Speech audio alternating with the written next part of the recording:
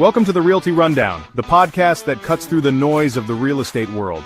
Your hosts, seasoned industry experts Nick and Nate, are here to guide you through the entire process. Each week, they're breaking down the latest market trends, decoding complex jargon, and sharing insider secrets you won't find anywhere else. Whether you're buying your first home, selling a property, or building an investment portfolio, we provide the clear, actionable advice you need to make your next move your best move.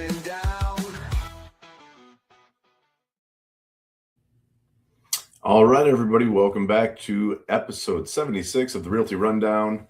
I am Nick Wyse. Unfortunately, you may have noticed we weren't able to bring you an episode this past Monday. My wife and I were camping at Potato Creek State Park, and the cell reception was almost zero, and it made it impossible to go live. I will say this real quick. If you've never been to Potato Creek, you really got to check it out. It was my first visit. My wife had been there once before, but it definitely won't be my last. It is a beautiful reminder of the natural resources we have right here in northern Indiana. You don't have to travel to Wyoming, Idaho, wherever it may be. You've got some really beautiful spaces right here in northern Indiana. And I also want to thank Emmett Schmucker for his assist with the camper. He helped us with the setup and the takedown, and it was actually his camper. So thank you, Emmett. All right, now back to real estate, not natural park real estate. Some of you heard me Thursday morning on 95.3 MNC. I was invited on to discuss the proposed data center near Bristol and what that could mean for homeowners. So if you missed that interview, I want to give you a quick recap of what we talked about. You're probably aware that there has been a proposed data center, a 1,000-acre data center development that's going to be going in Bristol. I was going to say near Bristol, but it's actually, the land has been annexed, so it's in Bristol at this point. Now, let me start by saying something that I think is really important, especially from a realtor's perspective. I am not anti-growth, and I'm certainly not against private property rights. If someone owns a property, they absolutely have the right to sell it. But when we're talking about the project of this size, this Bristol Innovation Park, I think it's very fair for neighboring property owners to ask some very relevant questions before decisions are being made. So, as a realtor, I look at these things through the lens of homeowners. And as you heard me talk about before, for most families, their largest financial investment is their home. In fact, it is typically half of a family's net worth and can often be more than that. It is quite literally the nest egg that allows people to experience the American dream and eventually one day retire. So when something this significant is proposed nearby, buyers are going to naturally start asking questions about it before they consider that area. How is this going to affect traffic? Are there going to be noises coming from this thing? What about electrical demand, water usage?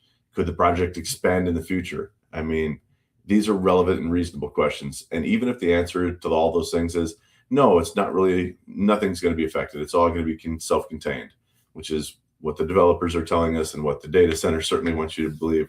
And maybe that's true. But the problem right now that we have is we don't know a lot of things. So we have an issue of perception. And again, one thing I want to be careful about, nobody can say exactly how this project is going to affect property values because we don't have that long-term data. But here's what I can tell you. Buyer perception absolutely affects real estate. I personally have had a home buyer tell me that they wouldn't purchase a property that I own in Bristol while this remained unresolved. And if it goes through, if it's passed, they're out. They're not interested. So that's one home. So again, this doesn't prove that property values are going to decline, but it shows that uncertainty can influence buyers' decisions. And if demand goes down and supply stays the same or goes up, if people start fleeing this area, that can absolutely push home values down. So my position has not changed. And I'm not saying don't build it. I'm saying let's make a very informed decision after we understand long-term impacts. And let's ask who benefits and who bears the risk here. And if this project truly benefits our community, if it does, great. Let's go forward when we're sure that that's the situation, that we're sure that the additional tax revenue created by this thing is going to be enough to offset the inconveniences of a 1,000 square foot building sitting on the south side of Bristol. So that burden is on the developers and the decision makers to answer those questions before they move forward. Now, here's where we're at. The Elkhart County Planning Commission voted 6-2 to recommend rejecting this proposed zone map change and the data center that would go along with it. Now, the Bristol Town Council, that was not, they were recommending again. They were not They aren't the decision makers. The Bristol Town Council is the one that will make this decision because, again, this land has been annexed. It is not in the county. It is now in the city of Bristol, the town of Bristol. They are meeting. The Bristol Town Council meets again on August 20th, and they are going to vote on whether or not this moves forward. Council President Jeff Beachy has publicly stated that he will vote to reject the proposal. However, he is only one of 5 members of that council. Now, folks, your voices are being heard, right? The petitions are going around. We've had these meetings. So many people showed up to that Elkhart County Plan Commission meeting that it was absolutely amazing. From what I understand, they had to shut the doors at some point and no more people were allowed in. A lot of people spoke. I had a chance to speak. I spoke on behalf of the homeowners. A lot of people came with really relevant factual data and information. Some people had actually hired studies themselves to show the effects of these data centers. That was awesome. That was amazing. But again, there are still petitions going around. There is still time. And if you want to sign one, please reach out to me. I will help you get in touch with the amazing people who are leading this charge.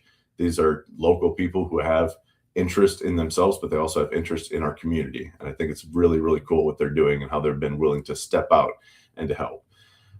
Just to reiterate again, this conversation isn't really about the data center because I'm not an expert on them. I'm afraid that if there are very few people that are right now, and we don't have that long-term data, in my opinion, to make a decision on bringing one that size, especially to our beautiful corner of the world. For me, this is about homeowners. This is about protecting the investments that families have worked their entire lives to build. So I'm going to continue to follow this story. When new information becomes available, you can bet that I'm going to be bringing it to you here, right here on the Realty Rundown, guys. I try, as always, to know. Nick knows, right? I say it all the time. It's on the bloody billboard. I will always try and get you wise replies to your real estate questions. We'll follow up on this soon. We'll see you next time, guys. Thanks for tuning in. And that's a wrap on another episode. Thanks for tuning in. We hope you had as much fun as we did. We love sharing real estate insights, but as you can see, we also love to have a good time. This energy and passion is what we bring to every client. Buying or selling a home is a huge deal, but it doesn't have to be stressful. With the right team, it can even be fun. Ready to make your move? Let's connect.